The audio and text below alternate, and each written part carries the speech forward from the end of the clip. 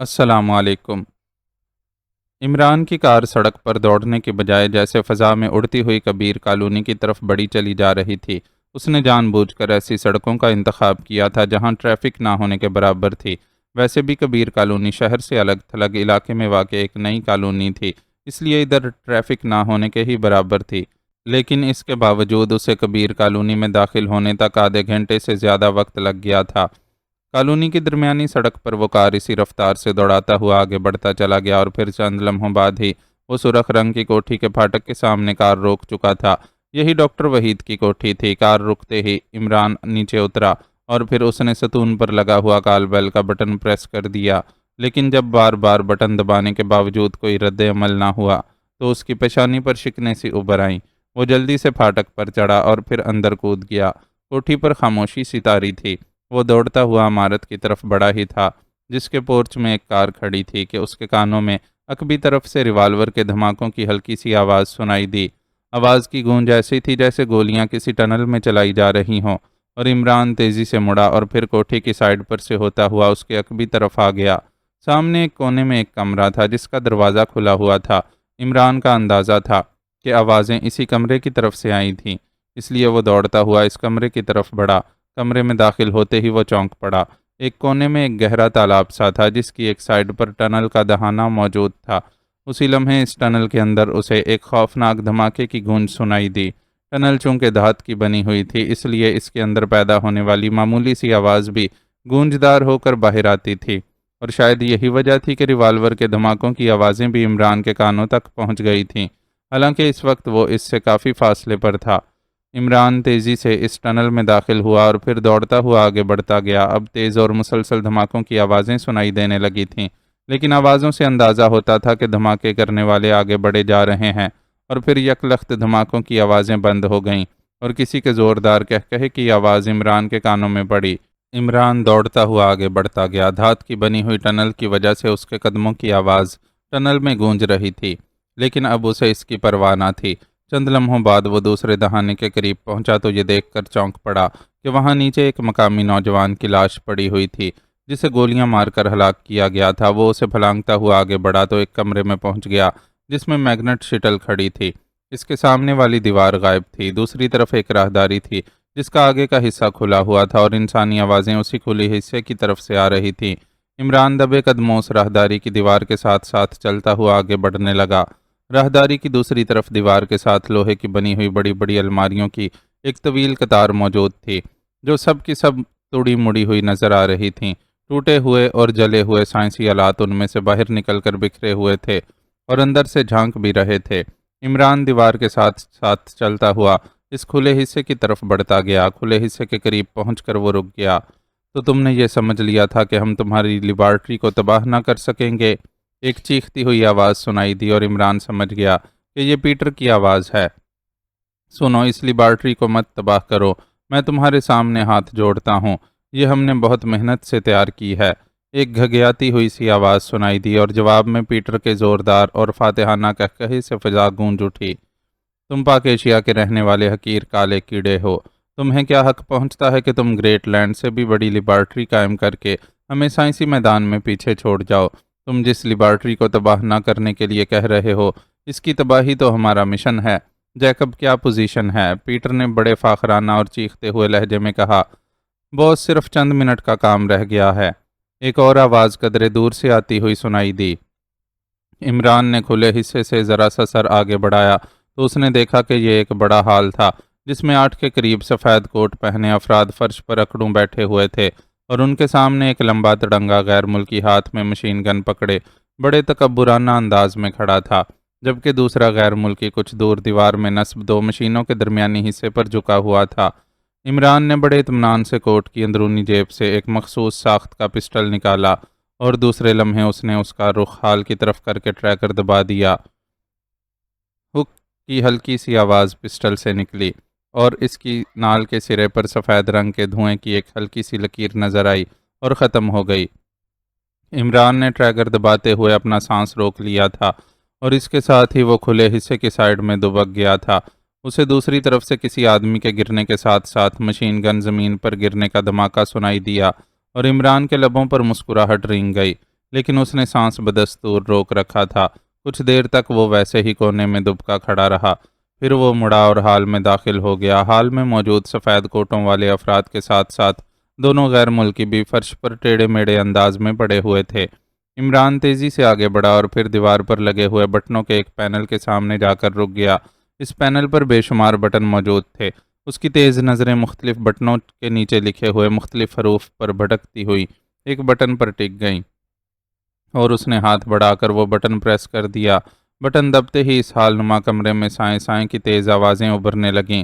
مسلسل سانس روکنے کی وجہ سے عمران کا چہرہ سرخ ہو رہا تھا، لیکن وہ اسی طرح سانس روکے کھڑا تھا۔ کچھ دیر بعد اس نے آہستہ سے رکا ہوا سانس باہر نکالا اور پھر مسلسل تیز تیز سانس لینے شروع کر دیے۔ جب اس کا سانس نارمل ہو گیا تو اس نے ہاتھ بڑھا کر وہ بٹن آف کیا اور کمرے میں ابھرنے والی سائیں سائیں کی آواز بھی یکلخت بند ہو گئی۔ عمران تیزی سے آگے بڑھا اور اس طرف کو بڑھ گیا جہاں دوسرا غیر ملکی فرش پر بے ہوش پڑا ہوا تھا۔ عمران نے دیکھا کہ دونوں مشینوں کے درمیان دیوار کے ساتھ ایک چکور لیکن کسی چمکدار دھات کا ڈبہ رکھا ہوا تھا، جس میں سے تار نکل کر ان مشینوں کے سامنے سے ہو کر آ رہی تھی۔ دوسری تار جو اس ڈبے سے نکل رہی تھی وہ گچھے کی صورت میں وہیں پڑی ہوئی تھی، اور اس کا ایک سرا ابھی تک اس غیر ملکی کے ہاتھ میں تھا، جبکہ دوسرے ہاتھ میں ایک چھوٹا سا ریموٹ کنٹرول آلہ تھا۔ عمران نے پہلے وہ آلہ اس کے ہاتھ سے نکال کر اپنی جیب میں ڈالا، پھر اس نے وہ ڈبہ اٹھایا اور مشینوں کے سامنے سے آنے والی تار کو سمیٹتا ہوا آگے بڑھتا گیا۔ تھوڑی دیر بعد وہ اس قسم کے 4 ڈبے مختلف مشینوں کے درمیان سے نکال چکا تھا۔ پھر اس نے ان سب ڈبوں کو اکٹھا کیا اور ایک طرف پڑے ہوئے کینوس کے بڑے سے تھیلے کی طرف بڑھ گیا جس کا منہ کھلا ہوا تھا۔ اس نے جھانک کر اس تھیلے میں دیکھا اور پھر وہ چونک پڑا۔ تھیلا ہر قسم کے سائنسی آلات سے بھرا ہوا تھا۔ عمران نے وہ ڈبے اس میں ڈالے، البتہ ان کے ساتھ موجود تاریں اس نے علیحدہ کر دی تھیں۔ پھر اس نے مشینوں کے پاس پڑے ہوئے غیر ملکی کو، جسے جیکب کہا گیا تھا، اٹھایا اور دوسرے غیر ملکی کو، جو یقیناً پیٹر تھا، کے قریب لا کر لٹا دیا۔ اس کے بعد اس نے انہی تاروں کی مدد سے دونوں کے ہاتھ پشت پر باندھ دیے اور پھر ان کے پیر بھی باندھ دیے۔ عمران نے سب سے پہلے پیٹر کے دونوں جبڑے ہاتھوں سے دبا کر اس کا منہ کھولا اور ایک ایک دانت کو انگلی کی مدد سے چیک کرنا شروع کر دیا۔ اسے خطرہ تھا کہ کہیں کسی دانت میں سائنائڈ کیپسول موجود نہ ہو، لیکن پیٹر کے کسی دانت میں ایسا خول اسے محسوس نہ ہوا، تو اس نے یہی کارروائی جیکب کے ساتھ کی، اور پھر اطمینان ہونے کے بعد اس نے ان کی جیبوں سے رومال نکالے اور دونوں غیر ملکیوں کے منہ میں ٹھونس دیے، اور پھر وہ دائیں طرف دیوار میں نصب ایک بڑی سی الماری کی طرف بڑھ گیا جس پر ہلال احمر کا نشان واضح طور پر نظر آ رہا تھا۔ عمران نے الماری کھولی تو اس کی آنکھیں چمک اٹھیں۔ الماری میں واقعی ہر قسم کا فوری طور پر کام آنے والا میڈیکل کا سامان موجود تھا۔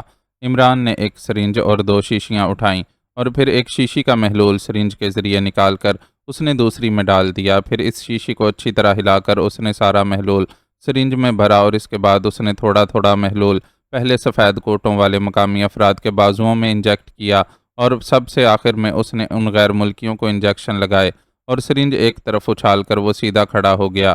چند لمحوں بعد سفید کوٹوں والے مقامی افراد کے جسموں میں حرکت پیدا ہوئی، اور اس کے فوراً بعد دونوں غیر ملکیوں کی آنکھیں بھی کھل گئیں۔ انہوں نے ایک جھٹکے سے اٹھنے کی کوشش کی، لیکن بندھے ہونے کی وجہ سے وہ صرف اٹھ کر بیٹھ جانے میں ہی کامیاب ہوئے، جبکہ سفید کوٹوں والے مقامی حیرت بھرے انداز میں پہلے تو فرش پر پڑے رہے، پھر باری باری اٹھنے لگے۔ آپ میں سے ڈاکٹر وحید کون ہیں؟ عمران نے نرم لہجے میں کہا۔ میرا نام ڈاکٹر وحید ہے، آپ کون ہیں؟ ایک ادھیڑ عمر گنجے آدمی نے حیرت بھرے لہجے میں کہا۔ مجھے علی عمران کہتے ہیں، شاید سر داور نے آپ کو یہ نام بتایا ہو، عمران نے اس بار سنجیدہ لہجے میں کہا۔ ہو ہاں ہاں، انہوں نے بتایا تھا، لیکن ڈاکٹر وحید نے حیرت بھرے انداز میں فرش پر بندھے بیٹھے غیر ملکیوں کی طرف دیکھتے ہوئے کہا، جو منہ میں رومال ٹھونسے ہونے کی وجہ سے خاموش بیٹھے ہوئے تھے۔ آپ کو انہوں نے آرٹی پر یہ پیغام نہیں دیا تھا کہ میگنٹ وے کے اندرونی راستے کو خصوصی طور پر بلاک کیا جائے؟ عمران کا لہجہ بے حد سخت تھا۔ انہوں نے کہا تھا، اور میں نے XV0 کے سب سیٹوں کو آن کر دیا تھا، لیکن اچانک وہ سب سیٹ دھماکے سے تباہ ہو گئے اور یہ دونوں خوفناک اسلحہ لیے ہمارے سروں پر پہنچ گئے۔ ڈاکٹر وحید نے جواب دیا۔ اوہ، تو یہ الماریاں XV0 کے سیٹ ہیں۔ ان کی اس طرح تباہی یقیناً کسی خاص آلے سے ہوئی ہے۔ ٹھیک ہے، آپ ایسا کریں، اپنے ساتھیوں سے کہیں کہ ان دونوں کو اٹھا کر آپ کی کوٹھی میں لے چلیں، اور آپ بھی وہاں چلیں۔ نہ جانے آپ کی وائف اور بچوں کے ساتھ انہوں نے کیا کیا ہوگا۔ لیبارٹری تو بہرحال بچ گئی ہے، لیکن ابھی ان کا سرغنہ بچا ہوا ہے، اس کی تلاش کے لیے میں نے انہیں زندہ رکھا ہوا ہے، عمران نے سنجیدہ لہجے میں کہا، اور ڈاکٹر وحید نے تیز تیز لہجے میں اپنے ساتھی ڈاکٹروں کو ہدایات دینی شروع کر دیں۔ صفدر اور تنویر دونوں مختلف پراپرٹی ڈیلرز کے دفتروں کے چکر کاٹتے پھر رہے تھے۔ ان کے پاس ایک کارڈ تھا جس پر ایک پتہ درج تھا، 12 کالونی، لیکن انہوں نے شہر کا تفصیلی نقشہ بھی چیک کر لیا تھا اور مختلف پراپرٹی ڈیلرز سے بھی مل لیا تھا، لیکن کوئی بھی اس نام کی کالونی سے واقف نہ تھا، حتیٰ کہ کوئی ایسی کالونی بھی نہ تھی جس کے نام مخفف بحروف بنتے ہوں۔ صفدر کو یہ کارڈ اس تباہ شدہ کوٹھی کی تلاشی کے دوران ایک جلی ہوئی الماری میں جلے ہوئے کاغذات کے درمیان سے ملا تھا، اس کوٹھی میں سے جس میں سے وہ عمران کو بے ہوشی کے عالم میں نکال کر لے گیا تھا۔ عمران کو ہسپتال پہنچا کر جب وہ چیف کے حکم پر دوبارہ یہاں پہنچا تو کوٹھی تباہ ہو چکی تھی اور اس میں سے آگ کے شعلے بھڑک رہے تھے۔ باقی ممبرز بھی وہاں پہنچ گئے تھے، لیکن ظاہر ہے جلتی ہوئی کوٹھی میں داخل ہونے کا کوئی فائدہ نہ تھا، اس لیے صفدر نے باقی ساتھیوں کو تو واپس بھیج دیا، البتہ تنویر کو اس نے روک لیا تھا، کیونکہ تنویر کی فطرت وہ جانتا تھا۔ اس کا خیال تھا کہ شاید فائر بریگیڈ والوں کو اندر کسی تہہ خانے میں سے کوئی زندہ آدمی چاہے زخمی ہی صحیح مل جائے تو تنویر کی مدد سے اسے اغوا کر کے اس پر تشدد کر کے ان کے کسی دوسرے اڈے کو تلاش کیا جا سکے، لیکن فائر بریگیڈ والوں نے آگ بھی بجھا دی اور ساری کوٹھی کی تلاشی بھی لے ڈالی، لیکن وہاں سے سوائے 4 جلی ہوئی انسانی لاشوں کے اور کچھ دستیاب نہ ہوا۔ پھر پولیس کارروائی کرتی رہی۔ اس پر صفدر اور تنویر نے رات کو کوٹھی کے اندر جا کر تلاشی لینے کا پروگرام بنایا تھا۔ پھر رات کو انہوں نے ہر لحاظ سے جلی ہوئی کوٹھی کی طاقتور ٹارچوں کی مدد سے مکمل تلاشی لے ڈالی، لیکن انہیں اندر ہر طرف سوائے جلے ہوئے فرنیچر اور مشینری کے اور کچھ نہ ملا تھا، البتہ ایک الماری میں جلے ہوئے کاغذات کی تہہ سے یہ کارڈ مل گیا تھا، اور پھر صبح سے وہ دونوں پورے دارالحکومت میں اس کارڈ کی مدد سے اس کالونی کا سراغ لگانے میں مصروف تھے، لیکن دوپہر ہونے کو آ گئی تھی اور اس کالونی کا پتہ نہ چل رہا تھا۔ میرے خیال میں یہ کالونی پاک ایشیا میں موجود نہیں ہے، تنویر نے قدرے اکتائے ہوئے لہجے میں کہا۔ ہو سکتا ہے، لیکن بہرحال ابھی چند دفاتر مجھے معلوم ہیں، وہاں سے بھی بات تو کر دیکھیں۔ میرا خیال ہے یہ کوئی نوآباد پرائیویٹ کالونی ہو سکتی ہے، اس لیے لامحالہ یہ شہر سے کسی طرف مضافات میں ہی ہو سکتی ہے، اور اب ہم مضافات کو ڈیل کرنے والے اسٹیٹ ایجنٹ کے پاس جا رہے ہیں، صفدر نے اسے سمجھاتے ہوئے کہا، اور تنویر نے اس بات میں سر ہلا دیا۔ ان کی کار اب شہر کی حدود سے نکل کر مضافات میں جانے والی ایک سڑک پر دوڑ رہی تھی، جس کے دونوں اطراف میں کھیتوں کا طویل سلسلہ پھیلا ہوا تھا۔ کافی آگے جا کر وہ ایک نوآبادی میں پہنچ گئے۔ صفدر نے کار سڑک پر ہی موجود ایک اسٹیٹ ایجنٹ کے دفتر کے باہر روکی، اور پھر وہ دونوں اتر کر اندر داخل ہو گئے۔ یہ دفتر کم اور گیم روم زیادہ نظر آ رہا تھا، کیونکہ صوفوں پر بیٹھے ہوئے 4-5 افراد تاش کھیلنے میں مصروف تھے۔ ان دونوں کو دیکھ کر وہ چونک پڑے، ان سب کی توجہ ان دونوں کی طرف ہو گئی۔ پھر ایک آدمی تاش تیزی سے رکھ کر کھڑا ہوا۔ آئیے جناب، آپ کو پلاٹ چاہیے؟ اس آدمی نے مسرت بھرے لہجے میں کہا۔ ہاں، ایک نہیں اکٹھے 10 پلاٹ میں سرمایہ کاری کرنا چاہتا ہوں، صفدر نے مسکراتے ہوئے جواب دیا، اور اس آدمی کے چہرے پر 10 پلاٹوں کا سن کر مسرت کی شدت سے کپکپاہٹ سی نمودار ہو گئی۔ تشریف رکھیے، ہمارے پاس سرمایہ کاری کے لیے انتہائی شاندار مواقع موجود ہیں۔ ڈیلر نے انہیں بڑی سی میز کے سامنے رکھی کرسیوں پر بیٹھنے کا اشارہ کرتے ہوئے کہا، اور خود وہ میز کی دوسری طرف رکھی کرسی پر بیٹھ گیا۔ ساتھ ہی اس نے میز کی دراز سے ایک ضخیم سا رجسٹر نکالا اور اسے میز پر رکھ دیا۔ ہم نے ٹی ایس کالونی میں سرمایہ کاری کرنی ہے، صفدر نے سنجیدہ لہجے میں کہا۔ T S? لیکن، اس آدمی نے چونک کر کہا، اور اس کے ساتھ ہی اس کے چہرے پر ہلکی سی مایوسی کا رنگ دوڑ گیا۔ ہمیں یہی بتایا گیا ہے کہ ٹی ایس کالونی میں کمرشل پلاٹ ابھی برائے فروخت موجود ہیں، صفدر نے کہا۔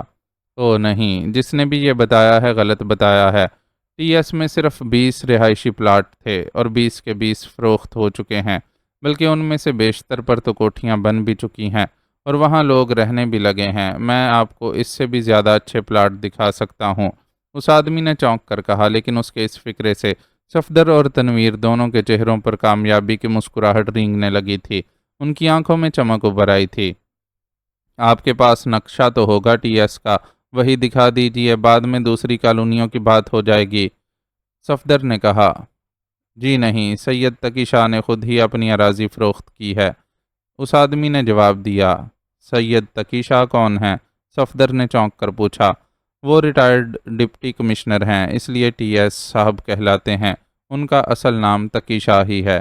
یہاں سے 2 کلومیٹر آگے ان کی 12 ایکڑ میں پھیلی ہوئی آبائی حویلی تھی، جس میں ان کی ذاتی کوٹھی بھی ہے۔ وہ چونکہ بے اولاد ہیں، اس لیے انہوں نے وہیں اپنی حویلی میں ہی پلاٹ فروخت کر کے ایک کالونی بنائی ہے، اور کالونی کی آمدنی سے تقی شاہ صاحب وہاں ایک جدید ترین ہسپتال قائم کر رہے ہیں۔ چونکہ ان کی حویلی زاران قصبے کے قریب ہے اور حویلی کے قریب ایک سیمنٹ فیکٹری تعمیر ہو رہی ہے، پلاٹ بھی انہوں نے کافی سستے بیچے ہیں، اس لیے پلاٹ فوراً بک گئے۔ لیکن انہوں نے اپنی مرضی کے افراد کو پلاٹ فروخت کیے ہیں، جن کے ساتھ یہ شرط تھی کہ وہ وہاں کوٹھی بنا کر رہائش رکھیں گے، اس لیے وہاں کافی آبادی ہو گئی ہے۔ اس آدمی نے تفصیلی جواب دیتے ہوئے کہا، اور صفدر اور تنویر نے بے اختیار طویل سانس لیے۔ اب یہ بات ان کی سمجھ میں اچھی طرح آ گئی تھی کہ ٹی ایس کالونی کے بارے میں عام پراپرٹی ایجنٹ کیوں کچھ نہیں جانتے۔ اوکے، پہلے ہم ٹی ایس صاحب سے مل لیں، شاید اب بھی کوئی سستا پلاٹ مل جائے، نہ ملا تو ہم دوبارہ آئیں گے، پھر تفصیل سے بات ہوگی، صفدر نے اٹھتے ہوئے کہا، اور اس آدمی کا منہ لٹک گیا۔ لیکن ظاہر ہے اب صفدر اور تنویر کو اس کی کیا پرواہ ہو سکتی تھی۔ چند لمحوں بعد ان کی کار تیزی سے زاران قصبے کی طرف اڑی جا رہی تھی۔ اس کالونی کو ڈھونڈ لینے کا کریڈٹ تمہیں جاتا ہے صفدر، کم از کم مجھ میں اتنی ہمت نہ تھی، تنویر نے مسکراتے ہوئے کہا، اور صفدر مسکرا دیا۔ تھوڑی دیر بعد ان کی کار زاران قصبے میں پہنچ گئی اور وہاں سے ٹی ایس کالونی کا پتہ کر کے وہ اس کی طرف بڑھ گئے۔ کوٹھی نمبر 12 انہیں اس جدید ترین کالونی میں داخل ہوتے ہی دکھائی دے گئی، لیکن جیسے ہی ان کی کار اس کے سامنے پہنچی ان دونوں کے چہرے لٹک گئے، کیونکہ کوٹھی کے پھاٹک پر تالا پڑا ہوا تھا اور ساتھ ہی ایک بورڈ بھی موجود تھا جس پر کرائے کے لیے خالی لکھا ہوا تھا، اور نیچے اندرون شہر کی ایک کراکری کی دکان کا پتہ دیا گیا تھا۔ کار آگے بڑھ گئی۔ اوہ، خواہ خراب ہوتے رہے، تنویر نے انتہائی مایوسانہ لہجے میں کہا۔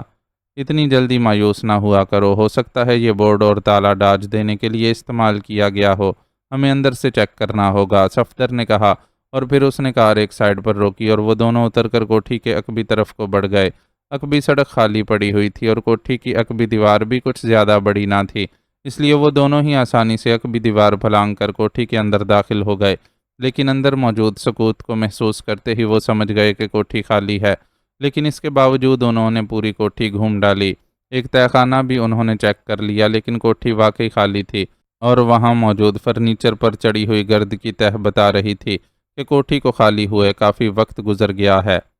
ٹھیک ہے، واقعی خواہ خراب ہوئے، آؤ واپس چلیں، صفدر نے ایک طویل سانس لیتے ہوئے کہا، اور وہ دونوں اسی طرح عقبی دیوار پھلانگ کر واپس کار کی طرف بڑھ گئے۔ چیف کو کال کر لی جائے، صفدر نے کہا، اور ڈیش بورڈ کی طرف اشارہ کیا۔ کیا ضرورت ہے، ناکامی کی رپورٹ کیا دینی ہے، تنویر نے کندھے اچکاتے ہوئے کہا۔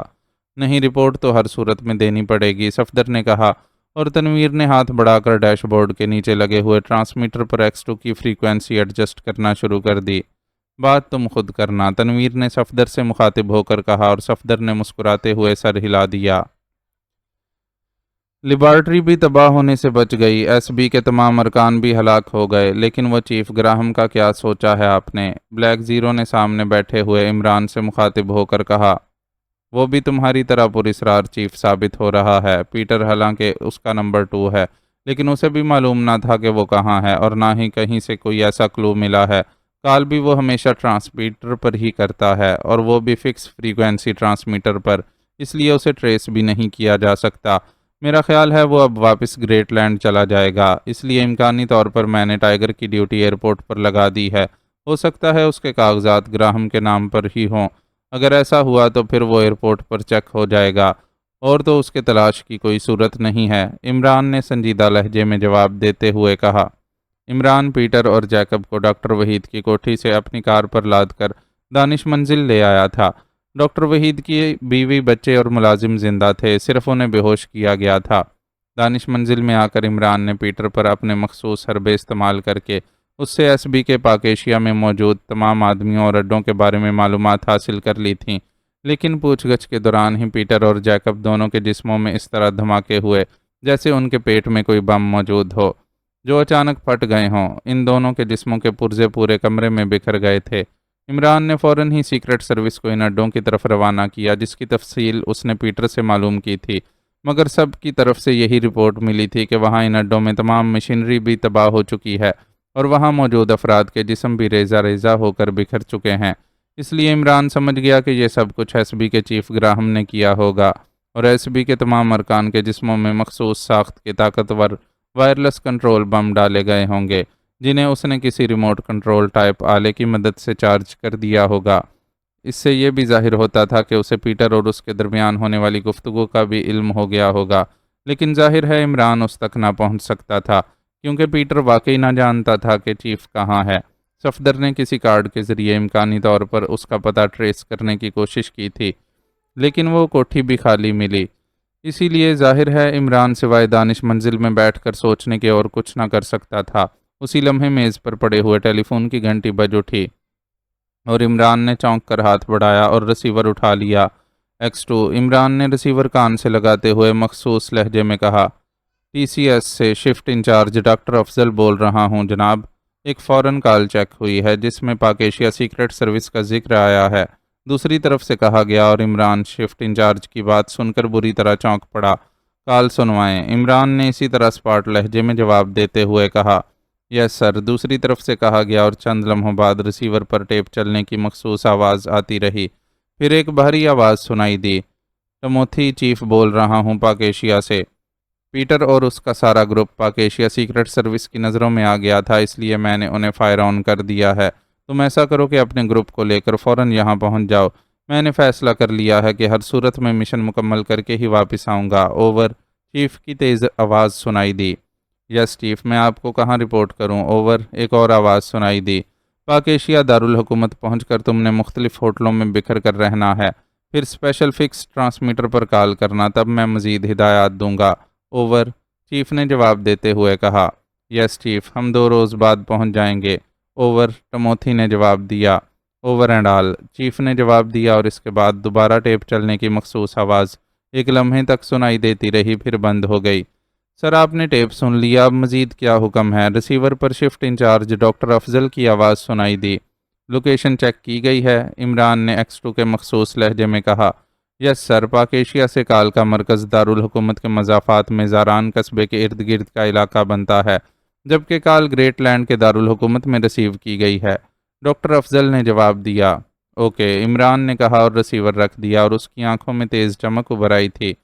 صفدر نے بھی ٹی ایس کالونی کا پتہ بتایا تھا کہ وہ زاران قصبے کے قریب ہے۔ عمران نے تیز لہجے میں کہا، ہاں، مگر وہ کوٹھی تو بقول اس کے کافی عرصے سے خالی پڑی ہوئی ہے۔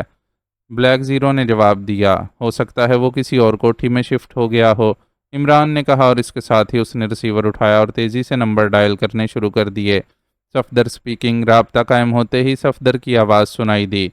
X2 عمران نے مخصوص لہجے میں کہا۔ یس سر، صفدر کا لہجہ بے حد مؤدبانہ تھا۔ تم نے اپنی رپورٹ میں وہ پتہ نہیں بتایا جو کہ کرائے کے لیے خالی ہے کہ بورڈ پر درج تھا، عمران نے سخت لہجے میں کہا۔ اوہ یس سر، میں نے اس کی کوئی اہمیت نہ سمجھی تھی، بہرحال پتہ مجھے یاد ہے، Javed crockery house, Chamberlain market. Safdar نے قدرے شرمندہ لہجے میں کہا۔ تم چیمبرلین مارکیٹ پہنچ جاؤ، میں عمران کو وہاں بھیج رہا ہوں، تم نے اس کے ساتھ مل کر کام کرنا ہے، عمران نے کہا، اور ریسیور رکھ کر وہ ایک جھٹکے سے اٹھا اور پھر بیرونی دروازے کی طرف بڑھ گیا۔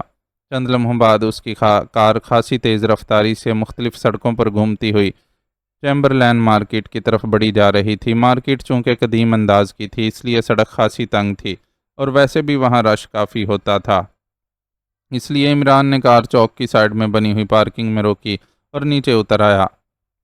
اسی لمحے ایک سائیڈ سے صفدر لمبے لمبے ڈگ بھرتا اس کے پاس آ گیا۔ عمران صاحب، اس پتے کی کیا ضرورت پڑ گئی؟ کیا اب چیف کو ٹھکرائے پر لینا چاہتا ہے؟ صفدر نے مسکراتے ہوئے کہا۔ کس پتے کی؟ عمران نے چونک کر پوچھا، جیسے اسے سرے سے کسی بات کی خبر ہی نہ ہو۔ ارے آپ کو پتہ ہی نہیں؟ پھر آپ یہاں کیسے آئے ہیں؟ صفدر نے حیران ہوتے ہوئے کہا۔ مجھے تو تمہارے چیف نے فون کیا کہ چیمبرلین مارکیٹ جا کر صفدر سے ملو، اس نے کوئی کوٹھی دیکھی ہے، اگر وہ کرائے پر مل جائے تو وہ اپنی ہونے والی بیگم کو وہاں رکھ سکے۔ تمہیں معلوم تو ہے آج کل کرائے پر کوٹھیاں بہت مشکل سے ملتی ہیں، عمران نے مسکراتے ہوئے جواب دیا، اور صفدر اس کی بات سن کر بے اختیار کھلکھلا کر ہنس پڑا۔ وہ دونوں اسی طرح باتیں کرتے ہوئے آگے بڑھتے چلے گئے۔ تھوڑی دیر بعد انہیں وہ کراکری کی دکان نظر آ گئی، خاصی بڑی دکان تھی۔ عمران اندر داخل ہوا اور پھر उस काउंटर पर रुक गया जिस पर एक उधेड़ उम्र आदमी बैठा हुआ था। उसका रख रखाव बता रहा था कि वही इस दुकान का मालिक है। टीएस कॉलोनी की कोठी नंबर 12 आपकी है? इमरान ने उससे मुखातिब होकर कहा। जी हाँ, आप उसे किराए पर लेना चाहते हैं? तशरीफ़ रखें, उस आदमी ने चौंक कर कहा। उसके चेहरे पर मुसर्रत के आसार नमूदार हो गए थे और इमरान और सफदर काउंटर के सामने मौजूद स्टूलों पर बैठ गए। कितना किराया है? इमरान ने संजीदा लहजे में पूछा। सिर्फ 5,000 रुपये, मुकम्मल तौर पर फर्निश्ड कोठी है। सिक्योरिटी के तौर पर आपको 1 लाख रुपये देने होंगे, उस आदमी ने जवाब देते हुए कहा। कोठी तो गैर आबाद इलाके में है, इसके बावजूद आप इतना किराया मांग रहे हैं? इमरान के लहजे में हैरत थी। जनाब, वहाँ सीमेंट फैक्ट्री अब काम शुरू करने वाली है, इसलिए काफ़ी लोग रोज़ाना ही कोठी लेने आते हैं, लेकिन मैं उन्हें इनकार कर देता हूँ क्योंकि वो मुझे शरीफ और ख़ानदानी लोग ना लगते थे। मगर आप तो ख़ानदानी और शरीफ आदमी हैं, आप कुछ कम दे दीजिए किराया, लेकिन सिक्योरिटी यही रहेगी, दुकानदार ने मखसूस कारोबारी अंदाज में बात करते हुए कहा। लेकिन हमें तो ये बताया गया है कि पहले जो गैर मुल्की इस कोठी में रहते थे उनसे आप सिर्फ 2,000 रुपये किराया लेते थे, इसके बावजूद वो छोड़कर चले गए, इमरान ने मुंह बनाते हुए कहा। और दुकानदार इमरान की बात सुनकर चौंक पड़ा। 2,000 तो जिसने बताया है आपको गलत बताया है, 4,000 रुपये किराया देते थे। स्टार्क साहब ने 2 माह का किराया भी एडवांस दे दिया था, लेकिन सिर्फ चंद रोज़ ही वहाँ रहे, फिर अचानक उन्हें वापस क्रीमिया जाना पड़ा। वो सीमेंट फैक्ट्री में इंजीनियर थे। जनाब, चलें आप वही 4,000 रुपये किराया ही दे दें। 2 माह से कोठी खाली पड़ी है, इसलिए कम किराया पर तैयार हूँ, वरना जनाब कोठी तो 5,000 किराए से कम की नहीं, दुकानदार ने कहा। उन्होंने सिक्योरिटी वापस ली थी या वो भी आपको बच गई? इमरान ने मुस्कुराते हुए कहा। ओ नहीं जनाब, 1 लाख रुपये कौन छोड़ता है। मालिक कॉलोनी तकी शाह साहब का फ़ोन आया था कि स्टार्क साहब को अचानक वापस क्रीमिया जाना पड़ गया है, इसलिए वो इनसे सिक्योरिटी की रकम ले गए हैं और रसीद दे गए हैं। फिर शाह साहब का मैनेजर आया और रसीद देकर रकम ले गया। रसीद की वजह से मुझे रकम देना पड़ी। लेकिन आप क्यों उनके बारे में इतनी तफसील पूछ रहे हैं? दुकानदार ने इस बार कदरे मशकूक लहजे में कहा। इमरान ने जेब में हाथ डाला और एक कार्ड निकालकर उसके सामने रख दिया। Central intelligence. ओहो जनाब, मगर दुकानदार का चेहरा कार्ड देखते ही हल्दी की तरह जर्द पड़ गया। घबराइए नहीं, अगर आपने मुकम्मल ताउन किया तो आपको इसमें मुलव्विस नहीं किया जाएगा, वरना आपकी बाकी सारी उम्र जेल की सलाखों के पीछे भी गुजर सकती है। आपका वो किरायादार मुल्क दुश्मन एजेंट था, इमरान ने कदरे सख्त लहजे में कहा और कार्ड उठाकर वापस जेब में डाल लिया। ओह साहब, मैं कतई बेकसूर हूँ, मैं तो उनको जानता भी ना था, मैंने तो अखबार में इश्तहार दिया था, उनका फ़ोन आ गया, मैंने किराया और एडवांस बताया तो उनका आदमी आकर दे गया और चाबी ले गया। फिर शाह साहब का मुलाजिम आकर सिक्योरिटी भी ले गया। जनाब, मैं सच कह रहा हूँ। दुकानदार की हालत वाकई देखने वाली हो गई थी। क्या यहाँ कोई ऐसा कमरा है जहाँ हम तफसील से बातचीत कर सकें? इमरान ने कहा। ओ हाँ जनाब, आइए तशरीफ़ लाइए, उस आदमी ने उठते हुए कहा, और फिर वो उन्हें दुकान की साइड में मौजूद एक दरवाजे से गुजार कर एक कमरे में ले आया जहाँ एक मेज़ और चंद कुर्सियाँ मौजूद थीं। मेज़ पर खाने पीने का सामान रखा हुआ था, शायद दुकान के मुलाजमीन यहाँ बैठकर खाना वगैरह खाते थे। उस आदमी ने खुद ही सामान हटाकर एक तरफ रखा। आपका नाम? इमरान ने कुर्सी पर बैठते हुए कहा। मेरा नाम शेख अफजल है जनाब, उस आदमी ने जवाब दिया। शेख अफजल साहब, एक बात मैं वाजे कर दूं कि अगर आपने मेरे सवालों के जवाब में मामूली सी गलत बयानी भी की तो बाद में आपको इसके इबरतनाक नताइज भुगतना पड़ेंगे। आप शरीफ और कारोबारी आदमी हैं, इसलिए मुझे यकीन है कि आप इस चक्कर में मुलव्विस नहीं हो सकते, लेकिन आपकी गलत बयानी से ये साबित हो जाएगा कि आपका ताल्लुक भी इसी गैंग से है, इमरान ने स्पाट लहजे में कहा। ओ जनाब, यकीन करें, मुझे तो कुछ भी मालूम नहीं कि स्टार्क साहब क्या करते हैं। उनके आदमी ने मुझे यही बताया था कि वो सीमेंट फैक्ट्री में इंजीनियर हैं। आप क्या पिएंगे जनाब? शेख अफजल ने घबराए हुए लहजे में कहा। इस वक्त हम ड्यूटी पर हैं, इसलिए ये पीने पिलाने की बात छोड़ें। ये बताएं कि इस इंजीनियर स्टार्क की तरफ से किराया पर कोठी लेने के लिए आने वाला आदमी मकामी था या कोई गैर मुल्की था? इमरान ने सख्त लहजे में पूछा। गैर मुल्की था जनाब, उसने अपना नाम मार्टन बताया था, उसका कहना था कि वो स्टार्क साहब का सेक्रेटरी है, शेख अफजल ने जवाब देते हुए कहा।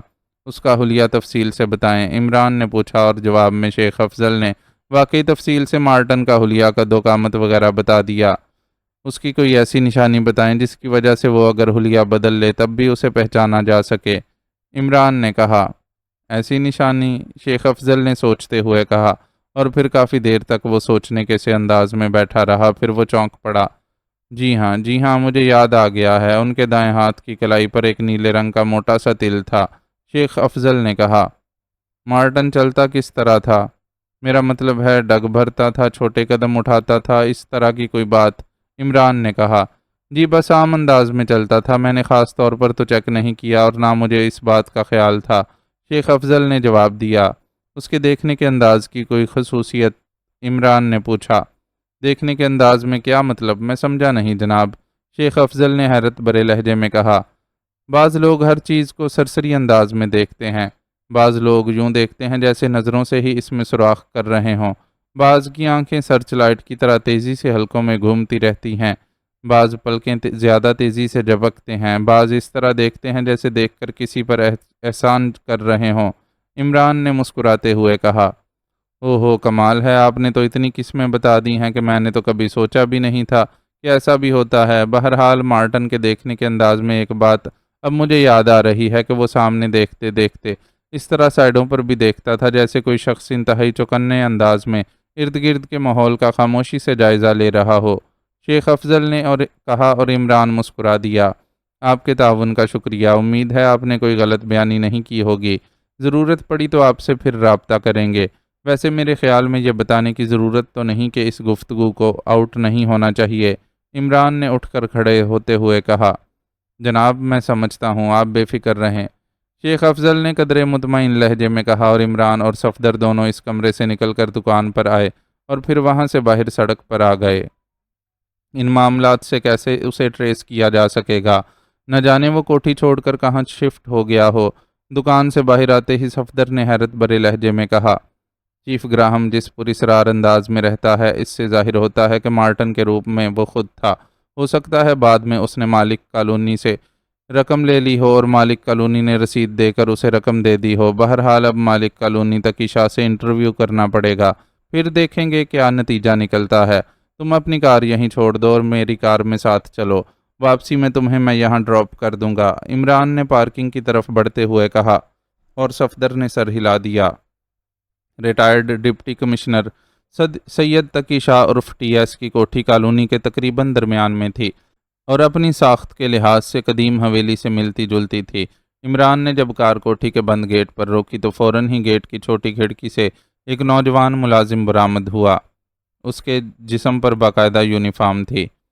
شاہ صاحب سے ملنا ہے، عمران نے جیب سے وہی کارڈ نکال کر ملازم کے ہاتھ پر رکھتے ہوئے کہا جو اس نے دکاندار شیخ افضل کو دکھایا تھا۔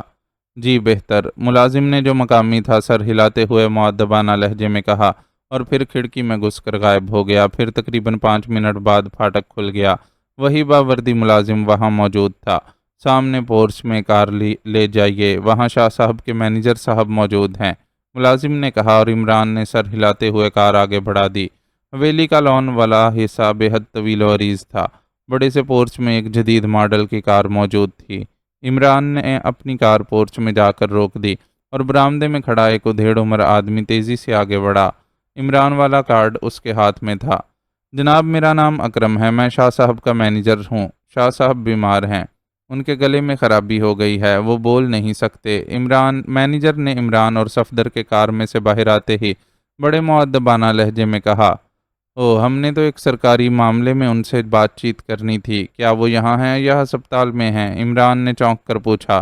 جی ہیں تو حویلی میں، لیکن جناب ڈاکٹر نے ملاقات سے انہیں روکا ہوا ہے، ان کے گلے میں کینسر ہے جس کا آپریشن ہونا ہے، میں ان کا کاردار ہوں، مجھے حکم فرمائیے، آئیے ادھر ڈرائنگ روم میں تشریف لائیے، مینیجر نے کہا۔ کب سے بیمار ہیں شاہ صاحب؟ عمران نے اکرم کے پیچھے چلتے ہوئے برآمدے کے ایک کونے میں موجود دروازے کی طرف بڑھتے ہوئے پوچھا۔ جی تقریباً 2 ماہ سے بیمار ہیں، پہلے تو اچھے بھلے تھے، پھر اچانک بیمار ہو گئے اور آواز بند ہو گئی، ہسپتال جا کر چیک کرایا تو انہوں نے کہا کینسر ہے، آپریشن ہوگا۔ شاہ صاحب آپریشن ٹالتے رہے، لیکن اب ان کا پروگرام ہے کہ گریٹ لینڈ جا کر اس کا آپریشن کرائیں۔ پچھلے دنوں ان کی تیاری بھی تھی، کاغذات بھی تیار کرا لیے گئے تھے، لیکن پھر اچانک روانگی ملتوی کر دی، مینیجر اکرم نے جواب دیتے ہوئے کہا۔ یہ شاید انٹیلیجنس والے کارڈ کا رد عمل تھا کہ وہ ساری باتیں بتائے جا رہا تھا، ورنہ شاید انہیں پھاٹک سے ہی ٹال دیا جاتا۔ کیا آپ نے انہیں ہمارے آنے کی اطلاع دی ہے؟ عمران نے پوچھا۔ جی نہیں، وہ اپنے کمرے سے باہر ہی نہیں آتے جناب، صرف صبح کو سیر کرنے کے لیے باہر نکلتے ہیں، پھر اپنے کمرے میں ہی رہتے ہیں۔ بس کوئی ضرورت ہو تو کاغذ پر لکھ کر مجھے بھجوا دیتے ہیں۔ بول تو سکتے نہیں، اس لیے وہ کسی سے ملتے ہی نہیں۔ آپ سرکاری آدمی ہیں، اس لیے جناب اب میں آپ کو پھاٹک سے واپس نہ بھجوا سکتا تھا۔ آپ حکم فرمائیں، آپ کی جو خدمت ہو میں کرنے کو تیار ہوں، مینیجر اکرم نے کہا۔ آپ کب سے شاہ صاحب کے پاس ہیں؟ عمران نے پوچھا۔ جی میں تو گزشتہ 10 سالوں سے ان کا ملازم ہوں، اکرم نے جواب دیتے ہوئے کہا۔ حویلی میں آپ کے علاوہ کتنے ملازم ہیں؟ عمران نے پوچھا۔ جی 10 ملازم ہیں، اکرم نے جواب دیتے ہوئے کہا۔ اس وقت کتنے موجود ہیں؟ عمران نے پوچھا۔ جی اس وقت سارے ہی موجود ہوں گے، اکرم نے جواب دیتے ہوئے کہا۔ اچھا یہ بتائیں کہ Javed crockery house Chamberlain market کے مالک شیخ افضل سے انجینئر اسٹارک کی سیکیورٹی کی رقم لینے آپ گئے تھے؟ عمران نے پوچھا۔ اوہ جی ہاں میں گیا تھا جناب، اسٹارک صاحب کو اچانک اکریمیا جانا پڑ گیا، اس روز جمعہ تھا، شیخ افضل صاحب کی دکان بند تھی، اس لیے شاہ صاحب نے انہیں اپنے پاس سے رقم دے دی اور ان سے رسید لے لی۔ وہ رسید میں نے جا کر شیخ افضل کو دی اور ان سے رقم لا کر شاہ صاحب کو دے دی۔ تو کیا اس میں کوئی چکر ہو گیا ہے؟ مینیجر اکرم نے کہا۔ جس وقت آپ رسید دے کر رقم لینے گئے تھے اس وقت شاہ صاحب تندرست تھے، بول سکتے تھے؟ عمران نے پوچھا۔ جی ہاں وہ بالکل ٹھیک تھے، انہوں نے پہلے شیخ افضل کو فون کیا پھر مجھے بھیجا، میرے خیال میں دوسرے روز ہی وہ اچانک بیمار ہو گئے تھے، مینیجر اکرم نے بتایا۔ کیا وہ اپنے کمرے کا دروازہ اندر سے بند رکھتے ہیں؟ عمران نے پوچھا۔ جی ہاں وہ پہلے بھی تنہائی پسند قسم کے آدمی تھے، بیماری کے بعد تو مکمل طور پر ہی تنہائی پسند ہو گئے ہیں، مینیجر نے جواب دیا۔ چلے ہمیں ان کا کمرہ دکھا دیں، ہم صرف کمرہ دیکھ کر واپس چلے جائیں گے، اس طرح کم از کم سرکاری فائل کا پیٹ تو بھر جائے گا، عمران نے اٹھتے ہوئے کہا۔ اس کی آنکھوں میں ابھر آنے والی چمک دیکھ کر صفدر سمجھ گیا تھا کہ اسے مکمل یقین ہو گیا ہے کہ تقی شاہ کے روپ میں ایس بی کا انچارج گراہم ہی ہوگا، اور جو کچھ مینیجر نے بتایا تھا اس سے اس شک کو واقعی تقویت ملتی تھی۔ آواز بند ہونے کا بہانہ شاید اس لیے بنایا گیا کہ گراہم مقامی زبان نہ بول سکتا ہوگا۔ مگر جناب اصل بات کیا ہے، آپ کس مقصد کے لیے تشریف لائے ہیں؟ مینیجر اکرم نے حیرت بھرے لہجے میں پوچھا۔ مقصد بھی بتا دیتے ہیں، آپ چلیں تو صحیح، عمران نے اس بار قدرے سخت لہجے میں کہا، اور مینیجر کندھے اچکاتا ہوا ڈرائنگ روم سے باہر آ گیا، پھر وہ ایک راہداری میں سے گزرتا ہوا اس کے آخر میں موجود ایک کمرے کے دروازے پر رک گیا۔ عمران نے آگے بڑھ کر کمرے کے دروازے پر دستک دی اور اس کے ساتھ ہی اس نے اونچی آواز میں کہا، شاہ صاحب ہمارا تعلق سینٹرل انٹیلیجنس سے ہے، ہم کالونی میں رہنے والے ایک آدمی اسٹارک کے بارے میں آپ سے چند باتیں پوچھنا چاہتے ہیں۔ آپ کے مینیجر نے بتایا ہے کہ آپ بول نہیں سکتے، آپ ہمارے ساتھ لکھ کر بات کر سکتے ہیں، یہ سرکاری معاملہ ہے اور آپ ریٹائرڈ سرکاری آفیسر ہیں، اس لیے ہمیں یقین ہے کہ آپ ہمارے ساتھ ضرور تعاون کریں گے، عمران نے پوری تفصیل سے بات کرتے ہوئے کہا، اور دوسرے لمحے دروازہ کھل گیا۔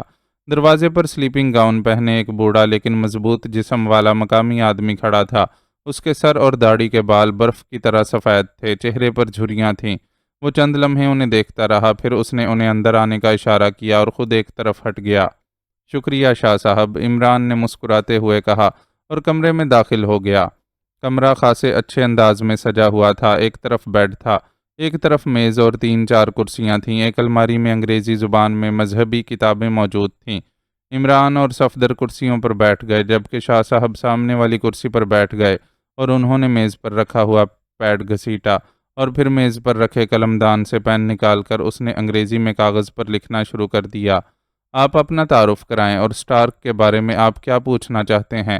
ایک ہی بار جو کچھ پوچھنا ہے پوچھ لیں، شاہ صاحب نے کاغذ پر لکھ کر عمران اور صفدر کی طرف پیڈ گھما دیا۔ شاہ صاحب اسٹارک ایک بین الاقوامی مجرم تھا، اس نے آپ سے ملاقات کی اور آپ سے کوٹھی کی سیکیورٹی کی رقم لے گیا جو آپ نے بعد میں مینیجر کو بھیج کر شیخ افضل سے وصول کی۔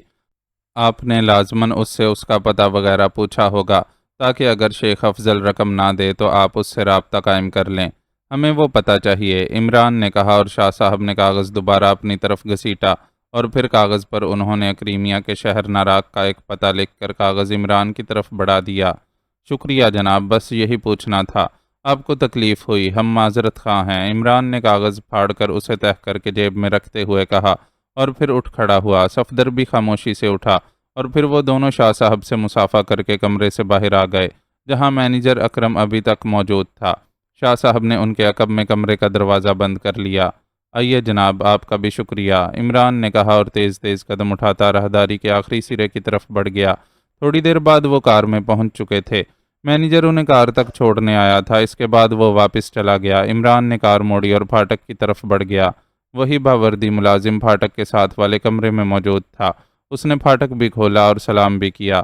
عمران نے سر ہلا کر اس کے سلام کا جواب دیا اور پھر کار پھاٹک سے باہر نکال کر آگے بڑھ گیا۔ کیا ہوا عمران صاحب، کیا یہ صاحب مشکوک نہ تھے؟ صفدر نے حیرت بھرے لہجے میں کہا۔ بغیر ثبوت کے تو سب ہی مشکوک ہیں۔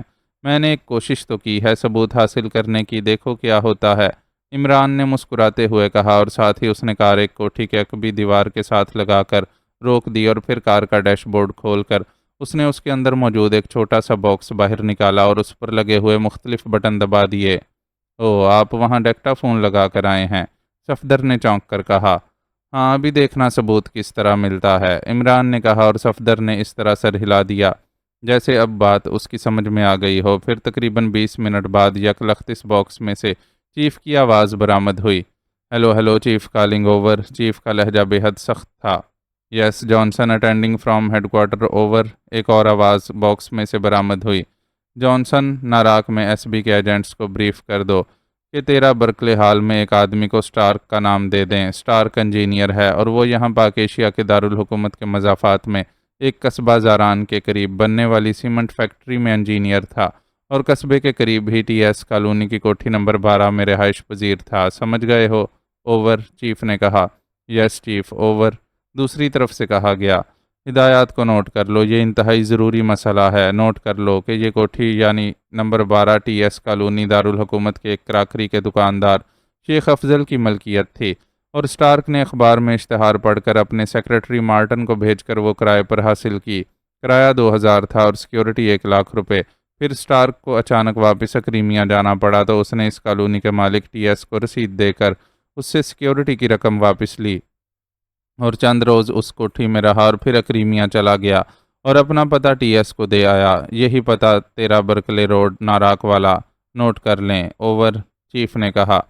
یس چیف، اوور، دوسری طرف سے کہا گیا۔ سنو، پاک ایشیا سیکرٹ سروس کے ایجنٹ شاید ان ساری باتوں کی تحقیقات کریں، انہیں ان ہدایات کے مطابق مکمل طور پر مطمئن کرنا ہے۔ اوور، چیف نے کہا۔ یس چیف، آپ بے فکر رہیں۔ اوور، جانسن نے جواب دیا، اور چیف نے اوور اینڈ آل کہہ کر رابطہ ختم کر دیا۔ عمران نے مسکراتے ہوئے اس باکس کے بٹن آف کر دیے۔ اب مل گیا ثبوت، عمران نے صفدر سے مخاطب ہو کر کہا۔ پکا ثبوت ہے یہ تو، اب کیا کرنا ہے؟ چلیں اسے گرفتار کرنے، صفدر نے کہا۔ ظاہر ہے اس کے علاوہ اور ہم نے کیا کرنا ہے، عمران نے مسکراتے ہوئے جواب دیا، اور کار کو سٹارٹ کرنے سے پہلے اس نے ڈیش بورڈ کے اندر سے ایک کلپ ہتھ کڑی نکال کر جیب میں ڈال لی۔ پھر کار دوبارہ تکی شاہ کی حویلی کے بند پھاٹک کی طرف لے جانے لگا۔ اس نے کار پھاٹک کے سامنے جا کر روک دی۔ اسی لمحے وہی باوردی ملازم پھاٹک کی چھوٹی کھڑکی کھول کر باہر آ گیا۔ انہیں دوبارہ اپنے سامنے دیکھ کر اس کے چہرے پر شدید حیرت کے آثار ابھر آئے۔ پھاٹک کھولو، عمران نے کھڑکی سے سر باہر نکال کر تحکمانہ لہجے میں کہا تو ملازم ہونٹ بھینچتا ہوا واپس مڑا اور پھر کھڑکی سے اندر چلا گیا۔ چند لمحوں بعد ہی پھاٹک کھل گیا اور عمران کار دوبارہ پورچ کی طرف لے گیا۔ ابھی اس نے کار پورچ میں روکی ہی تھی کہ کسی طرف سے مینیجر اکرم باہر آ گیا۔ اس کے چہرے پر بھی دربان کی طرح حیرت کے آثار تھے۔ آپ دوبارہ واپس آ گئے، خیریت؟ مینیجر نے ان کے کار سے اترنے تک قریب آتے ہوئے حیرت بھرے لہجے میں کہا۔ ہاں، ہم شاہ صاحب سے ایک سوال کرنا بھول گئے تھے اور وہ سوال ضروری تھا، عمران نے سرد لہجے میں کہا۔ لیکن اب شاہ صاحب دروازہ نہیں کھولیں گے، وہ ڈسٹرب کیا جانا پسند نہیں کرتے، پھر آپ کسی روز آ جائیں، مینیجر اکرم نے منہ بناتے ہوئے کہا۔ سوری مینیجر، یہ سرکاری کام ہے، اور اگر آپ نے اس میں رکاوٹ ڈالی تو سرکاری کام میں مداخلت کرنے پر آپ کو گرفتار بھی کیا جا سکتا ہے، عمران نے انتہائی سخت لہجے میں کہا۔ میں مداخلت تو نہیں کر رہا جناب، ایک بات کر رہا ہوں، میری طرف سے آپ شاہ صاحب سے 24 گھنٹے انٹرویو کرتے رہیں، مینیجر اکرم نے منہ بناتے ہوئے کہا۔ تو پھر چلیے، عمران نے کہا، اور مینیجر اکرم کندھے اچکاتا ہوا مڑا اور ایک بار پھر وہ انہیں اس راہداری میں لے آیا۔ تھوڑی دیر بعد وہ اس بند دروازے کے سامنے موجود تھے۔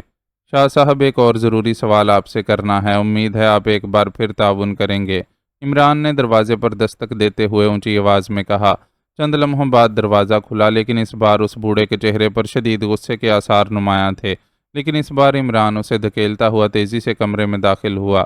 صفدر بھی اس کے پیچھے ہی اندر آ گیا تھا۔ پھر اس سے پہلے کہ تقی شاہ کچھ سمجھتا، عمران نے بجلی کسی تیزی سے اسے اٹھا کر منہ کے بل بیڈ پر پٹخا، اور ایک لمحے میں اس نے اس کے دونوں ہاتھ پشت پر کر کے کلپ ہتھ کڑی لگا دی۔ مینیجر اکرم حیرت سے آنکھیں پھاڑے یہ سب کچھ ہوتا دیکھ رہا تھا، لیکن صفدر نے ریوالور نکال کر اس کے پہلو سے لگا دیا تھا، اس لیے وہ باوجود شدید حیرت کے خاموش کھڑا رہا۔ شاہ صاحب کے حلق سے کوئی آواز نہ نکلی، لیکن ان کا جسم بستر پر بری طرح پھڑک رہا تھا۔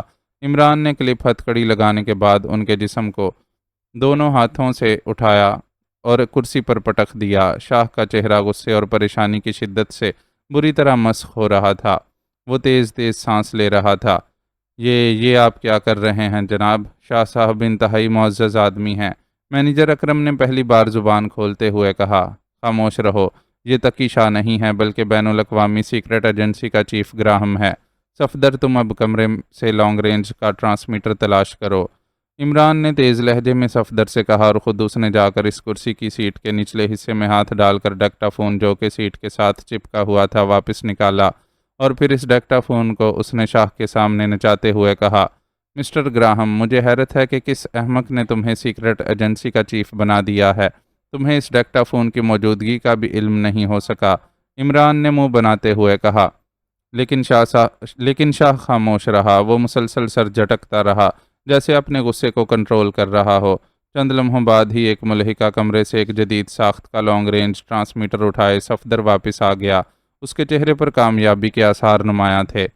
دیکھا مسٹر گراہم، تم سمجھتے تھے کہ تقی شاہ کے روپ میں گونگا بن کر رہنے سے تم ہماری نظروں سے چھپ جاؤ گے، عمران نے مسکراتے ہوئے کہا۔ اس کے چہرے پر واقعی مسرت کے آثار نمایاں تھے۔ ظاہر ہے گریٹ لینڈ کی انتہائی طاقتور ایجنسی ایس بی کے چیف کی گرفتاری کوئی کم کارنامہ نہ تھا۔ جناب، میری سمجھ میں تو کچھ نہیں آ رہا، آخر آپ یہ سب کیا کر رہے ہیں؟ مینیجر نے اس بار قدرے غصیلے لہجے میں کہا۔ سنو مینیجر، ہمارا تعلق سیکرٹ سروس سے ہے، اس لیے تمہاری بہتری اسی میں ہے کہ تم خاموش رہو، ورنہ تم بھی اس چکر میں ملوث ہو سکتے ہو، عمران نے سخت لہجے میں کہا۔ Secret service? Oh God! Manager Akram نے بے اختیار بوکھلا کر 2 قدم پیچھے ہٹتے ہوئے کہا۔ چلو صفدر، اسے لے چلو، میں دیکھتا ہوں یہ کیسے نہیں بولتا، عمران نے کہا، اور صفدر نے آگے بڑھ کر کرسی پر بیٹھے ہوئے گراہم کا بازو پکڑا اور ایک جھٹکے سے اسے کھڑا کر دیا۔ پھر وہ اسے ساتھ لیے باہر پورچ میں آئے، اور صفدر نے گراہم کو عقبی سیٹ پر بٹھایا اور خود ریوالور لے کر ساتھ بیٹھ گیا۔ جناب، مینیجر اکرم نے ہکلاتے ہوئے کچھ کہنا چاہا کہ عمران نے اس کی بات کاٹ دی۔ فکر مت کرو، حکومت کی طرف سے تمہیں اس کی گرفتاری کی رسید مل جائے گی، عمران نے کہا، اور تیزی سے ڈرائیونگ سیٹ پر بیٹھ گیا۔ اس کے ساتھ ہی اس نے کار سٹارٹ کی اور اسے تیزی سے پھاٹک کی طرف لے گیا۔ گراہم اب بڑے ڈھیلے انداز میں بیٹھا ہوا تھا، اس کی آنکھیں بجھی ہوئی تھیں۔ عمران نے حویلی سے نکل کر کار کالونی کی بیرونی سڑک پر ڈالی، اور پھر وہ مسلسل کار دوڑاتا ہوا شہر میں داخل ہو گیا، لیکن ایک چوک سے جب اس نے کار دانش منزل کی طرف جانے والی سڑک پر موڑنے کی بجائے دوسری طرف موڑ لی تو عقبی سیٹ پر بیٹھا ہوا صفدر چونک پڑا۔ آپ کہاں جا رہے ہیں عمران صاحب؟ صفدر نے چونک کر پوچھا۔ ہسپتال، عمران نے مختصر سا جواب دیا، اور صفدر سر ہلا کر خاموش ہو گیا۔ وہ سمجھ گیا تھا کہ عمران گراہم کے مسلسل نہ بولنے کی وجہ سے اس پر ہسپتال لے جا کر یہ ثابت کرنا چاہتا ہے کہ اس کا یہ ڈھونگ اس کے لیے بیکار ہو چکا ہے۔ تھوڑی دیر بعد کار اسپیشل ہسپتال کے کمپاؤنڈ میں جا کر رک گئی۔ اسے لے آؤ، عمران نے دروازہ کھول کر کار سے نیچے اترتے ہوئے مڑ کر صفدر سے کہا، اور پھر تیز تیز قدم اٹھاتا وہ ہسپتال کے انچارج ڈاکٹر صدیقی کے دفتر کی طرف بڑھ گیا۔ او عمران صاحب آپ! اسی لمحے ایک راہداری سے نکل کر دفتر کی طرف بڑھتے ہوئے ڈاکٹر صدیقی نے عمران کو دیکھتے ہوئے چونک کر پوچھا۔ ڈاکٹر صاحب، ایک مشہور سیکرٹ ایجنٹ صاحب اپنے آپ کو گونگا بنائے ہوئے ہیں، انہیں بولنے پر مجبور کرنا ہے، عمران نے مسکراتے ہوئے کہا۔ گونگا بنائے ہوئے ہیں؟ کیا مطلب؟ ڈاکٹر صدیقی نے چونک کر کہا۔ اسی لمحے صفدر گراہم کا بازو پکڑے وہاں پہنچ گیا۔ ارے تقی شاہ صاحب، آپ اور یہاں؟ ڈاکٹر صدیقی نے انتہائی حیرت بھرے لہجے میں گراہم کی طرف بڑھتے ہوئے کہا۔ یہ تقی شاہ صاحب نہیں ہیں، بلکہ ان کے روپ میں گریٹ لینڈ کی ایک سیکرٹ ایجنسی ایس بی کے چیف گراہم ہیں، عمران نے مسکراتے ہوئے کہا۔ گراہم؟ عمران صاحب، آپ یہ کیا کہہ رہے ہیں؟ یہ شاہ صاحب ہیں، میرے سسر، میں انہیں اچھی طرح پہچانتا ہوں، ان کے گلے میں کینسر ہے، میں عنقریب آپریشن کے لیے انہیں گریٹ لینڈ بھجوانا چاہتا تھا، پچھلے دنوں وہاں کے ایک ہسپتال میں بکنگ بھی کرا لی تھی، لیکن پھر وہ ڈاکٹر جنہوں نے ان کا آپریشن کرنا تھا وہ ایک کانفرنس کی وجہ سے کریم چلے گئے، اس لیے بات آگے چلی گئی۔ اب ان کی واپسی پر انہیں بھجواؤں گا، ڈاکٹر صدیقی نے انتہائی پریشانی کے عالم میں کہا تو عمران کے چہرے پر قدرے حیرت کے آثار ابھر آئے۔ آپ ان کا گلا تو چیک کریں، عمران نے ہونٹ چباتے ہوئے کہا۔ او ٹھیک ہے، اس طرح واقعی آپ کی تسلی ہو جائے گی، ادھر لے آئیے انہیں، ڈاکٹر صدیقی نے کہا اور ایک طرف کو مڑ گیا۔ عمران اور صفدر بھی گراہم کو ساتھ لیے اس کے پیچھے چل پڑے۔ ڈاکٹر صدیقی نے جس اعتماد بھرے انداز میں یہ ساری باتیں کی تھیں، اس سے واقعی عمران کا ذہن بھی چکرا گیا تھا۔ تھوڑی دیر بعد وہ ایک بڑے چیکنگ روم میں پہنچ گئے۔ گراہم کو ایک کرسی پر بٹھا دیا گیا۔ ڈاکٹر صدیقی نے وہیں ایک طرف پڑے ہوئے انٹرکام کا ریسیور اٹھایا اور ایک نمبر پریس کر دیا۔ ڈاکٹر صدیقی بول رہا ہوں، آپ یہاں چیکنگ روم میں آ جائیے جلدی، ڈاکٹر صدیقی نے کہا اور ریسیور رکھ دیا۔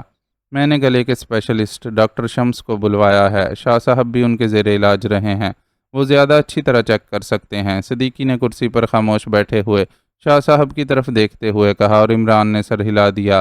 تھوڑی دیر بعد ڈاکٹر شمس کمرے میں داخل ہوئے۔ عمران انہیں اچھی طرح جانتا تھا۔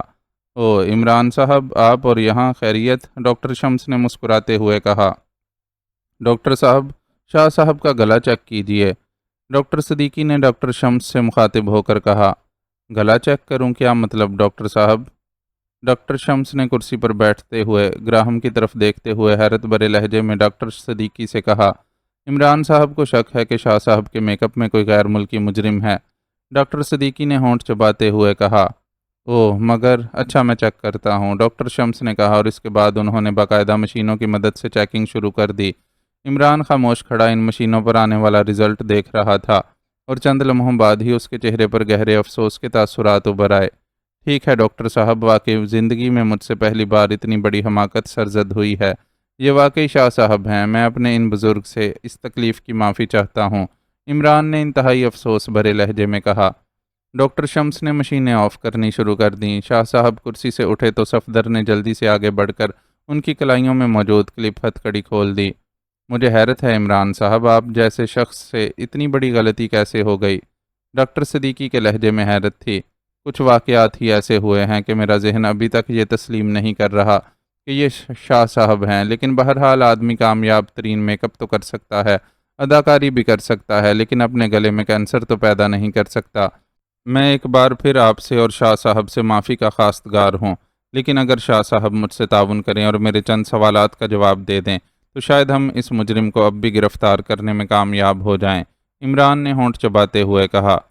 شاہ صاحب، یہ علی عمران صاحب ہیں، انتہائی محب الوطن آدمی ہیں، یہ سب کچھ کسی خاص غلط فہمی کی وجہ سے ہوا ہے، آپ پلیز ان سے ضرور تعاون کریں، ڈاکٹر صدیقی نے بڑے مؤدبانہ لہجے میں شاہ صاحب سے مخاطب ہو کر کہا اور شاہ صاحب نے اس بات میں سر ہلا دیا۔ پھر وہ سب ڈاکٹر صدیقی کے کمرے میں پہنچ گئے اور ڈاکٹر صدیقی نے جلدی سے ایک سادہ پیڈ اور قلم شاہ صاحب کے سامنے رکھ دیا۔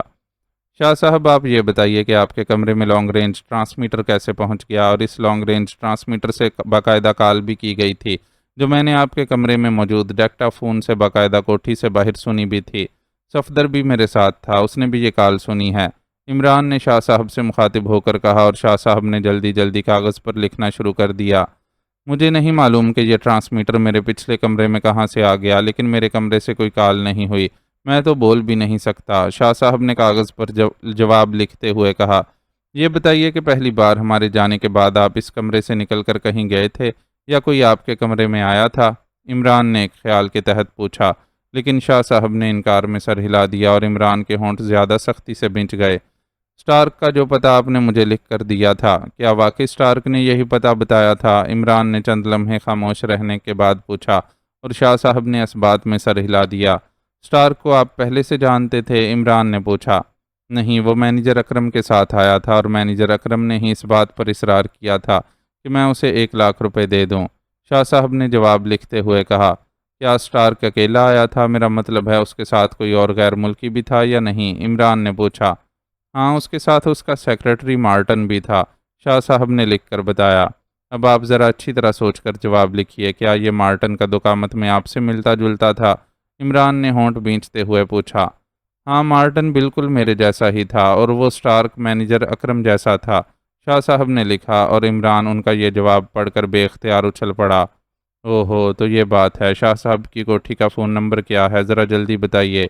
इमरान ने बेचैन लहजे में कहा और इस बार साथ बैठे हुए डॉक्टर सदीकी ने नंबर बता दिया। इमरान ने बिजली की सी तेज़ी से साथ पड़े हुए टेलीफोन का रिसीवर उठाया और तेज़ी से डॉक्टर सदीकी के बताए हुए नंबर डायल करने शुरू कर दिए। जी साहब, एक मुअद्दबाना सी आवाज़ उभरी।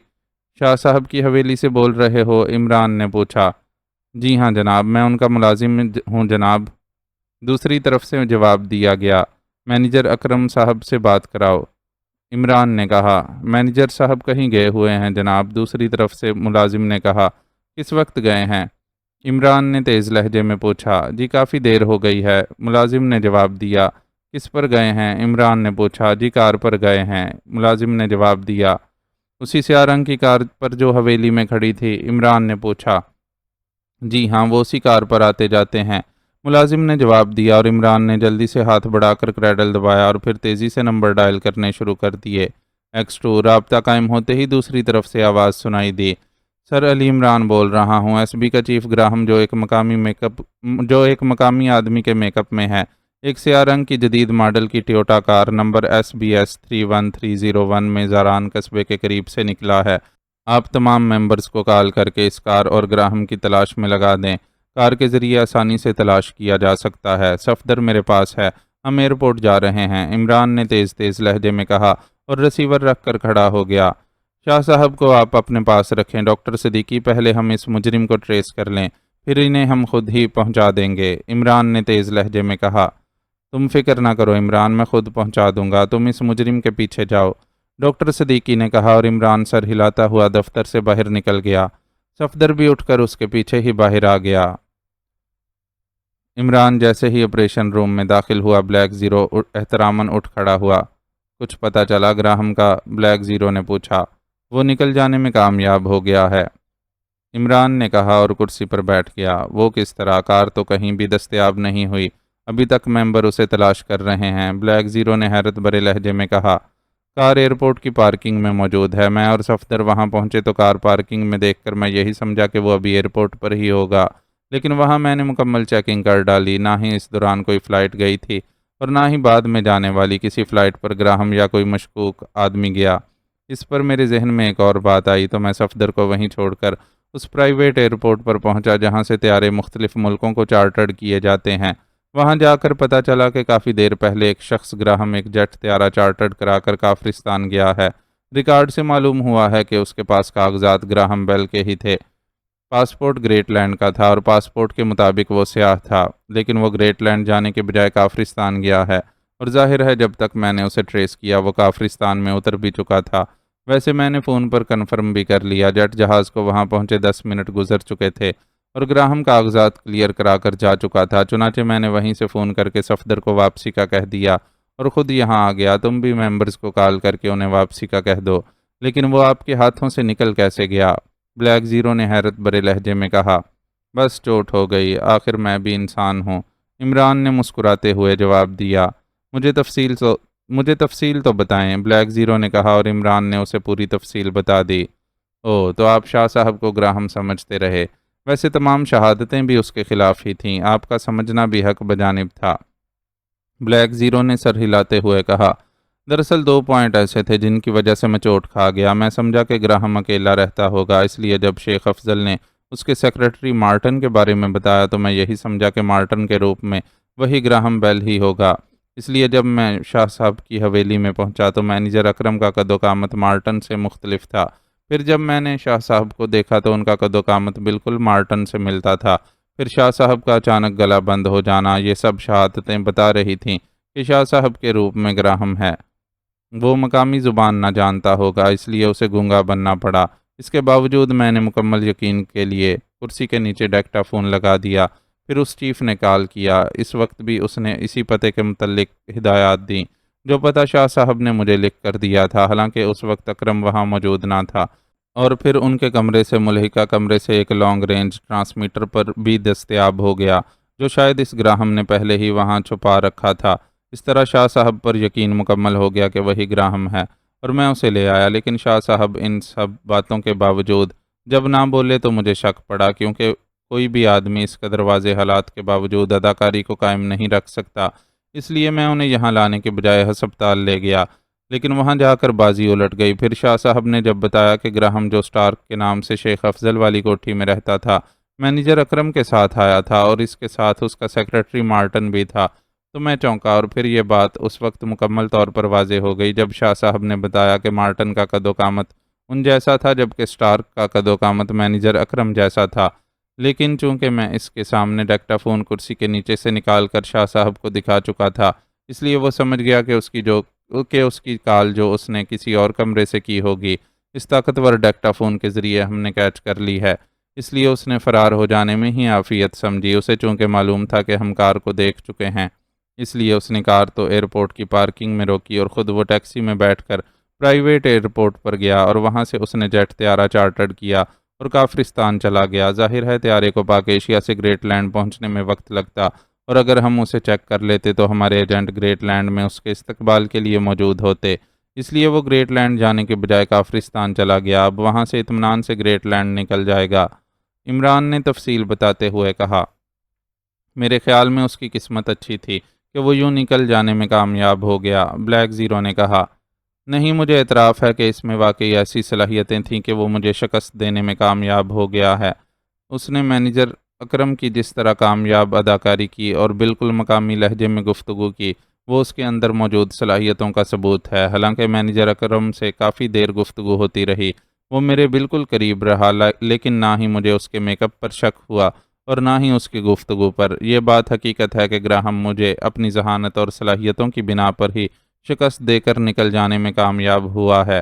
عمران نے کھلے دل سے اپنی شکست کا اعتراف کرتے ہوئے کہا۔ نہیں عمران صاحب، اسے شکست نہیں کہا جا سکتا۔ ایس بی کا پورا گروپ ختم ہو گیا ہے، وہ اپنے مشن میں 2 بار ناکام رہے ہیں۔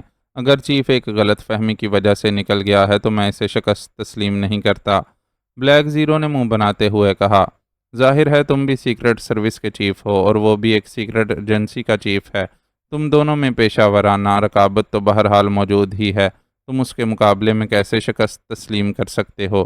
عمران نے مسکراتے ہوئے کہا، اور بلیک زیرو بے اختیار کھلکھلا کر ہنس پڑا۔ اگر ایسی بات ہے تو پھر آپ کو یہ بھی پتا ہوگا کہ چیف ایکس 2 کے سامنے اعتراف شکست کے کیا معنی ہوتے ہیں؟ بلیک زیرو نے ہنستے ہوئے کہا۔ بالکل جانتا ہوں، لیکن چیف کے سامنے شکست تو تسلیم کرنی ہی پڑتی ہے، ورنہ ہمارے چیف کی چیفنس خطرے میں پڑ جاتی ہے، عمران نے ذومانی جواب دیتے ہوئے کہا، اور بلیک زیرو اس کے خوبصورت جواب پر ایک بار پھر کھلکھلا کر ہنس پڑا۔ اچھا، اب آپ یہ بتائیں کہ اس لیبارٹری کی مزید نگرانی کرائی جائے یا نہیں؟ ہو سکتا ہے یہ گراہم پھر ٹیم لے کر آ جائے، بلیک زیرو نے مسکراتے ہوئے پوچھا۔ وہ کوشش تو ضرور کرے گا، اور ہم اب مستقل طور پر تو لیبارٹری کی نگرانی بھی نہیں کر سکتے، اس لیے بہتر یہی ہے کہ ہم ایس بی کے ہیڈ کوارٹر کی نگرانی شروع کر دیں تاکہ ہمیں ان کے کسی بھی اقدام کی پیشگی اطلاع مل سکے، عمران نے سنجیدہ لہجے میں جواب دیتے ہوئے کہا۔ کیا مطلب، کیا آپ اس گراہم کے پیچھے گریٹ لینڈ جائیں گے؟ بلیک زیرو نے چونک کر پوچھا۔ اس کی ضرورت نہیں پڑے گی، گریٹ لینڈ میں ہمارے ایجنٹ یہ کام بآسانی کر لیں گے، عمران نے سر ہلاتے ہوئے کہا۔ لیکن انہیں ایس بی کے ہیڈ کوارٹر کا کیسے علم ہوگا؟ ایسی ایجنسیاں تو انتہائی خفیہ رہتی ہیں، بلیک زیرو نے حیران ہوتے ہوئے پوچھا، اور عمران نے مسکراتے ہوئے کوٹ کی جیب میں سے وہی چھوٹا سا باکس نکالا جس سے اس نے حویلی سے باہر ڈیکٹا فون کے ذریعے گراہم کی کال کیچ کی تھی۔ اس نے اپنے ہیڈ کوارٹر کال کی تھی، یہ کال کیچر W3 ہے، اس میں یہ سسٹم موجود ہے کہ یہ دونوں طرف کی فریکوینسیز کی مائنس چیکنگ کر کے انہیں ریکارڈ کر لیتا ہے۔ گریٹ لینڈ کا مائنس فریکوینسیز چارٹ لائبریری میں موجود ہے، اس کی مدد سے آسانی سے ان کے ہیڈ کوارٹر کی لوکیشن معلوم کی جا سکتی ہے۔ اس کے انچارج کا نام جانسن ہے جو اس کال میں سامنے آیا ہے، باقی کام ظاہر ہے ایکس 2 کے گریٹ لینڈی حشرات الارض کے لیے مشکل نہ رہے گا، عمران نے مسکراتے ہوئے کہا، اور بلیک زیرو کے چہرے پر یک لخت مسرت کے آثار ابھر آئے۔ اوہ ویری گڈ، اس کا مطلب ہے کہ گراہم نکل جانے کے باوجود آپ کے ہاتھوں سے پھر بھی نہیں نکل سکا، بلیک زیرو نے انتہائی مسرت بھرے لہجے میں کہا۔ اگر میں چیف کو اس طرح ہاتھوں سے نکال دوں تو پھر میرے چیک پر کون سائن کرے گا؟ اور چیک پر سائن نہ ہوئے تو آغا سلیمان پاشا کے یہ بیچارے اکلوتے حشرات الارض کو بھوکے مرنا پڑے گا، اس لیے مجبوری ہے، چیف کو ہاتھ میں رکھنا ہی پڑتا ہے، عمران نے بڑے معصوم سے لہجے میں کہا، اور بلیک زیرو کے کہکہے سے آپریشن روم گونج اٹھا۔ معزز ناظرین و سامعین، لائک، کمنٹس اور شیئر ضرور کریں، شکریہ۔